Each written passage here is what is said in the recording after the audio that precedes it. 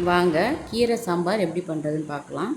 அதுக்கு அரைக்கீரையை கொஞ்சமாக எடுத்து அதை வாஷ் பண்ணிவிட்டு கொஞ்சம் நறுக்கி அதுக்கப்புறமா இந்த மாதிரி கரண்டியில் ஸ்மாஷ் பண்ணி தனியாக எடுத்து வச்சுக்கோங்க. அரை டம்ளர் துவரம்பருப்பு எடுத்து வேக வச்சு எடுத்து வச்சுக்கோங்க. அப்புறம் ஒரு வெங்காயத்தை இந்த மாதிரி கட் பண்ணி வதக்கி எடுத்து வச்சுக்கோங்க.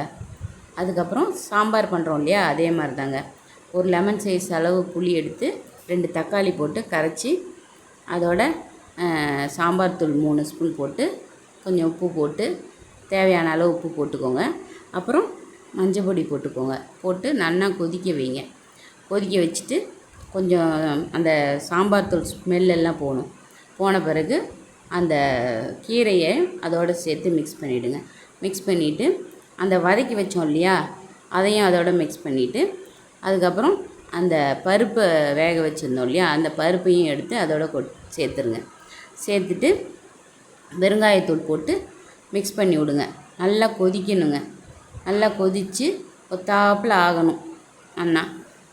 ஆன பிறகு ஒரு பாண்லி போட்டு கடுகு, வரமிளகா இதெல்லாம் தாளித்து அதோட சேர்த்துடணுங்க.